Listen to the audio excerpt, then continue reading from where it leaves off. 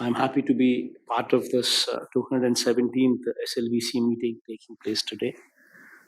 Uh, it's been wonderful to have a physical meeting take place. This meeting is also taking place at a very crucial juncture. In fact, so much so that the momentum of the country's economic recovery is also picking up. For the second quarter of the financial year, a quarter-on-quarter GDP rate of 8.4% is registered. For the entire first half of the financial year, the GDP growth rate of 13.7% is also registered. Minus the apprehension of this third wave due to this Omicron variant. Otherwise, the economy is slated for a boost. We should hope that the possibility of the third wave would have a very low impact on the economy. At this juncture, the importance of credit growth cannot be overemphasized. In fact, the fact that national level, the bank credit of scheduled commercial banks stood at 112 lakhs crores on November 5th, 2021, demonstrating a year-on-year growth rate of 7.1%. This is actually good, considering the fact that credit growth has also picked up. But strategies to improvise on this front should also evolve. Furthermore, to sustain this economic growth.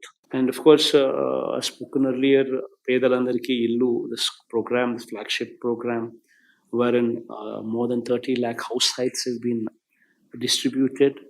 And impressed with this distribution, PMAY has also come forward and also sanctioned 15.60 lakh houses as well in the first phase.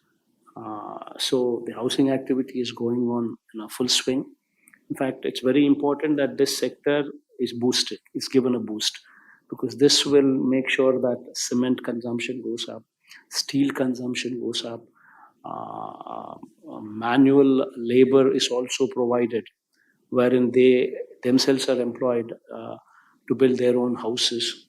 And every activity at that village level also takes a big boost. Also, a lot that is being done in health and education as well, wherein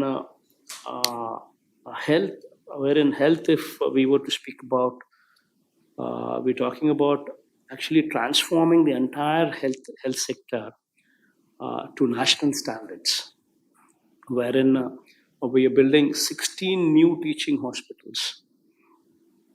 The state government had only 11 teaching hospitals till date, and we are adding 16 more, spreading to every parliament segment, as taking one parliament segment as a unit, because this would ensure the availability of doctors, the availability of nurses at that parliament level, sufficient in number.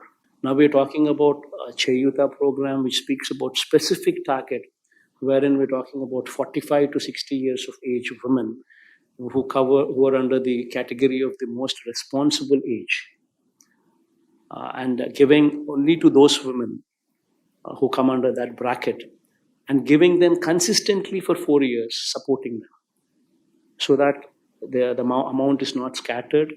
We know to whom we are giving, and we consistently monitor their activity for 4 years, consistently giving every year to the same woman. And we've tied up with Amol, ITC, Reliance, Hindustan Lever, Procter and Gamble, and these kind of big MNC companies also, to show them livelihood.